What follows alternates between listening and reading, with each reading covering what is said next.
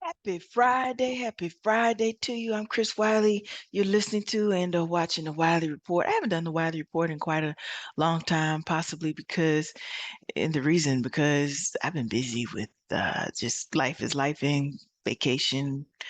Just haven't had time to do it. But I thought today I had some thoughts, so I figured I would do one. So in case you're wondering, what exactly is the Wiley Report? The Wiley Report is basically the information science version of me. I'm a doctoral student in information sciences. I'm also an engineering physical sciences research data services librarian. But with the Wiley Report, I use the platform or just the ability to explore my research interests, which are about exploring the relationships of beliefs, ideas, values, as well as how these areas, entities, all of these things, beliefs, values, ideas, are enacted socially and legislatively. Because I mean, think about it. When we say ideas, they're defined as a aim or a purpose. Or if we think about belief, a belief is the acceptance of something that is true or something that exists. Or we think about values, it's something that is held within deep regard. Yet the deeper question to me is how these definitions, interpretations, and applications, if you will, are applied when designing policies and governing individuals. When we think about the intersectionality that occurs between all of these areas, because policies impact people in a wide array of ways. And policies are all about people. Think about it this way. We hear the term democracy, you hear values often, but when institutions, organizations, the government, leaders make statements like sharing our core values, are our meaning of the and use and application of the word similar? Are we having the same conversation?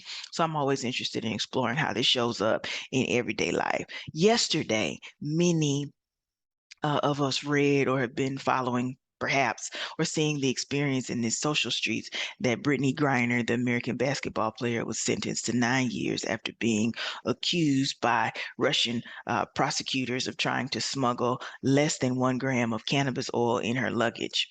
Some commentators in the conversation socially say that she's being used as a political pawn in Russia's war against the Ukraine. And I think another great conversation, look it up if you will, on Instagram, was Joy Taylor was given a detailed conversation about this, where she was talking about how this would possibly, but I think prior to this experience, Brittney would be coming upon her 8th year of playing basketball in Russia, which means she's been there before. This isn't like the first time she's ever been there. The other situation, experience, if you will, are that many WNBA and possibly even NBA players often go overseas to play basketball for a wide array of reasons. The other issue is that we're talking about 1 gram of cannabis oil. Yet, while cannabis is legal in the state that she's from, or people have, or in many states now, cannabis, marijuana, if you will, is legal, it doesn't necessarily mean that it's legal in other areas or in other countries. And in this case, Brittney said, "Hey, it wasn't her intent to violate, to cause any harm, to go against what their laws were, yet it happened." And she still had to go through the trial experience, even though she said that. And I think socially, the conversation, or what I was seeing, last night when I was looking at different social commentators' experience, or people were like, "Oh, well, the United States should be doing something. United States isn't doing something." Or people talk about Vice President Kamala Harris, and this is a Black woman, and how she, allowing this experience to happen to another Black woman. Now, wherever it is that you stand on any of those statements, that, I think that's one of the interesting, for lack of a better term, about the internet, is people are openly allowed to comment. Some comments are useful, some comments are helpful, and some comments, I don't know, they're just out there in the wild, wild west. But I think, though, what it highlights more specifically to me is that when a United States citizen goes to another country, we do have to think about What is the relationship that the United States has with these other countries? And I think oftentimes me, you, us do not have that conversation. And I'm on the wrong screen as usual. I'm trying to go to, hang on. Yeah, here we go. I had to find to make sure I had the right window. So sorry for going off the camera for one moment. Here we go. So one thing to think about is when we're going to other countries, the important thing to think about is who oversees that, and that would be, as far as like when we think about diplomatic relationships, if you will, that would be the United States Department of State. And then it's also interesting when you look at this site, because you can go to this site anytime, and it's not showing up, but there's section right here, countries. What you can see here is you can see the list of all the various countries. And what you can do is you can click on that country and find out more information. For example, we're going to go right over here. It's educational. I'm informing you this morning.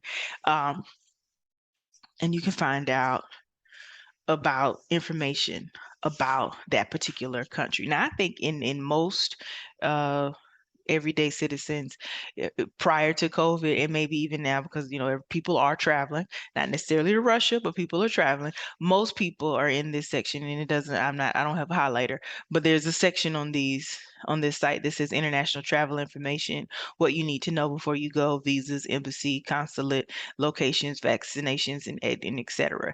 And that's important because oftentimes when people are traveling, even before COVID, in the world we live now, you might need to know. You need to know this information. Yet the deeper statement is, since we're talking about the underlying issue of Russia and the United States, because many social sites have talked about how what it does highlight, no matter how people feel about this sentencing, is that the United States has a strained relationship with Russia. And the United States has a strained relationship with Russia. It isn't, in my opinion, this is just my thoughts, solely mine. I don't think that that strained relationship is solely based on Russia and the Ukraine. I think it's just period. Here's why. Here's why. First, uh, you have to think about what's the mission of the United States Department of State. The mission of the United States Department of State is to protect and to promote U.S. security, prosperity, and democratic values, and shape an international environment in which all Americans can thrive. That's what's on their website as the mission. I'm not insinuating, stating, or suggesting that they don't follow that mission. I'm not saying that at all. I am saying it's important to know about the United States relationships with other countries. And I think, unfortunately, me, you, us, many of us have no clue what that means outside of traveling to that particular country, whether it's Russia or traveling to any other country. Other than traveling to it, we don't necessarily think about that. And we should, because what happens if you get in a situation where you're in some kind of trouble? Maybe it's not this experience, but it's something. So when we think about the United States and Russia, historically, it would be important to understand and know that Russia recognized the United States on October 28th, 1803, and diplomatic relationships between U.S. and Russia were formally established in 1809. The diplomatic relationships between the two countries were interrupted in 1917 because of the Bolshevik Revolution. Although there was no formal information that says that they severed this relationship, the United States did refuse to recognize or have formal relations with the Bolshevik and or Soviet government until 1933. Then the diplomatic relations resumed November 16th, 1933. On December 25th, 1991, the United States recognized Russian Federation as a successor to the Soviet Union and established diplomatic relations on December 31st, 1991. What's my point? Diplomatic relations mean that the United States often has a relationship, a bipartisan, a strategy that relates to or includes cooperation, global issues, foreign investment, trade, goods, service, business. that they handle. It's also true that the United States supported Russia's integration into European and global institutions and a deepened bilateral partnership in security cooperation to reinforce foundations of stability and predictability. Another way of saying that is access to resources. You're allowed to protect your country. We're going to provide means. We're going to provide materials. We're going to provide you with the ability to do that. Whatever resources that you need to do that, we're going to create relationships with others so that if your nation, if your institution, if your organization, if you will, or if your country, because listen, it's not institutional organization, it's country, is threatened, you have the ability to protect yourself. Unfortunately, Russia rejected this approach, and in response to the Russian violation in 2014 of Ukraine's sovereignty and territorial integrity, the United States downgraded the bilateral political and military relationship and suspended the Bilateral Presidential Commission, which was a body that was founded in 2009 by the United States and Russia to promote cooperation between the two countries. What does that mean in layman's terms? That means that when other countries violate a partnership, they do some form of action that, let's say they threaten another nation. They say they, in the case the Ukraine's sovereignty or something else, you'll often see the United States create sanctions. They lessen your ability to access, not yours and me and you, but that country's abilities to access resources. That's what happens. It's also important, I think, to think about in the context of relationships, why language and words matter. Because if you go to that site, go to it whenever you get a chance. The United States Department of State, I think it's interesting that it writes the United States would like to stabilize our relationship with Russia and cooperate where possible, and when it is in the core U.S. national security interest to do so. When people say would like, that means they don't necessarily have a, a stable relationship. I think it's also important to think about this in terms, I think earlier in the page when they were talking about um, this relationship, it says the U.S. has long sought a full constructive relationship with Russia, which means it doesn't exist. I think it's also interesting to note historically that when you look a lot, because on that site they list a lot of very pertinent, detailed information about what a bilateral partnership is and what it means. And I think it's interesting language-wise, where other countries, it might be that they see themselves as a partner or an ally, but sometimes in the language that I'm looking at that's on the website, it seems that Russia views itself allegedly as a competitor. So if I'm competing with you as a superpower, it doesn't necessarily mean we have an alliance. And in this case, you do have to think about, well, how does that work itself out when you have the situation, the experience of a United States citizen that gets accused of less than 1 gram of cannabis oil in her luggage? How does that, and because political, and if we're going with the social commentators or the social commentator excuse me, social commentary of political theater, of political pawns, it's also true in many countries, not just Russia. You do have people that get sentenced to crimes and are in that are political prisoners. They might be journalists, they might be everyday citizens, they might be people that just came over to a specific country and they were doing some particular job, they were doing some kind of work because they were trying to feed their family. There's a lot of different narratives of what they were doing there, but they got into some issues and they got some trouble. And I think there's a social belief, a social idea that because I'm a United States citizen, hey, can you come out here and come help me and come fix this and do whoever the person, I'm using but I'm saying whoever the person is, help that person come home. And it's also true that there have been actual cases, not necessarily in Russia, but actual cases where that has happened.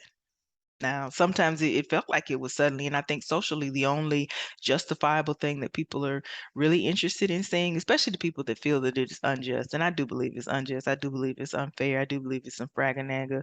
It's just an extremely unfortunate situation to be in. I have no idea how it must feel.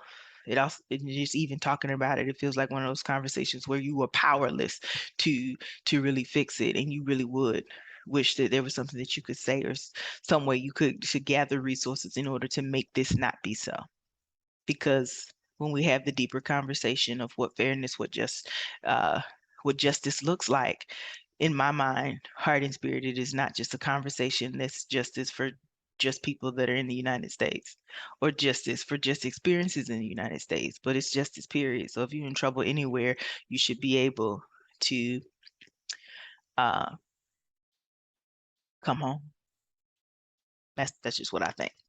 And I know, when I read a lot of these commentary or the comments in these social streets, it's often extremely sad because you'll have people that say stupid stuff like, well, she shouldn't have been over there. I'm always thinking, just shut up. The reality is us have all made decisions or done things where our intent was not to cause harm and harm was caused. The difference is that the consequence that we faced might not have been this.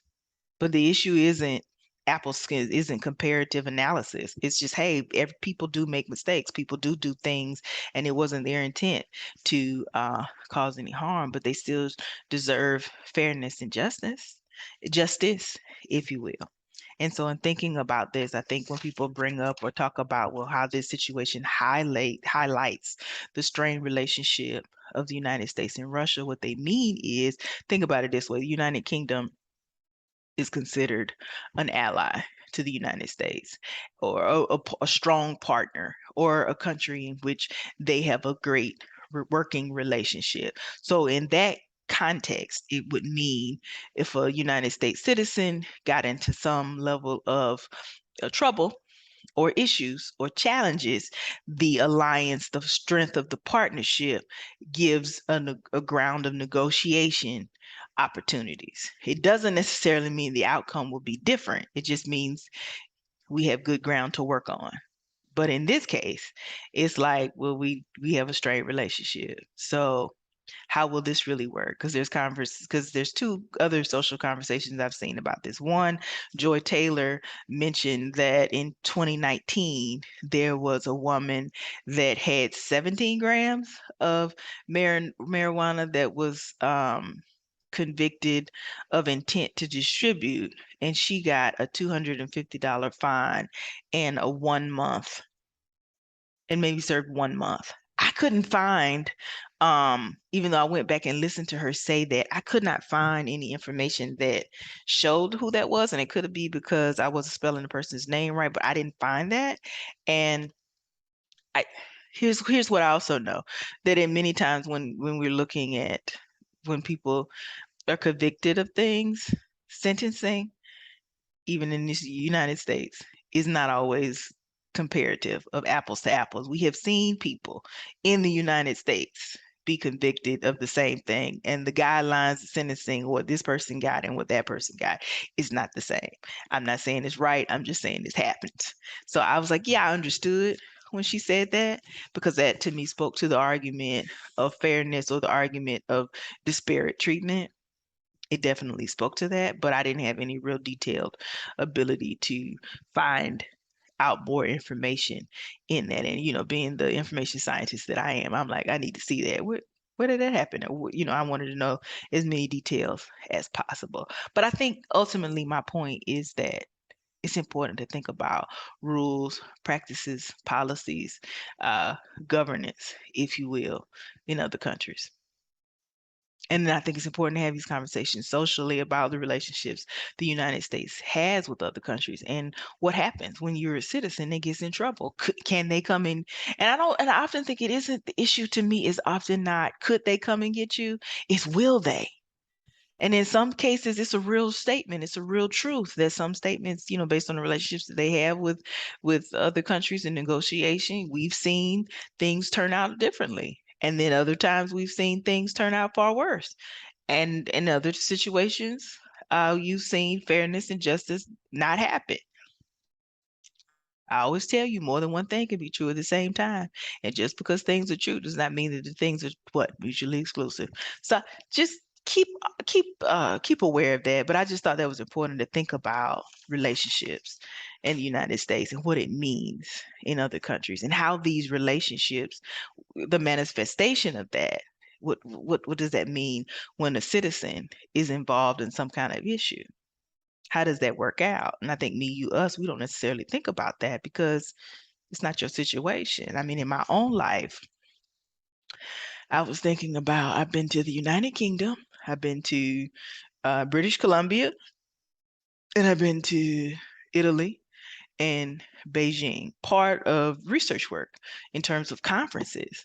And thankfully, there was no issues as far as like trouble or things of that nature. But even when I was going there for the conferences, I wasn't necessarily thinking about what relationship the United States had or didn't have with that particular country. I was just thinking, well, I'm coming to this place, I'm going to present this conference. Maybe there'll be some time when I'm not in the conference meeting to do something fun. But it's also true that, countries have different rules, practices, and procedures. And what would be done in the United States is not necessarily what would be done there. And I'm not saying that's right. I'm just saying that's a part of the story. That's an intersectional piece of the story. Fair and just, no, but equally important. That's all I got. Just giving you some things to think about. Feel free. Let me know what you think. What do you think should be done? What should justice look like in this situation? Peace.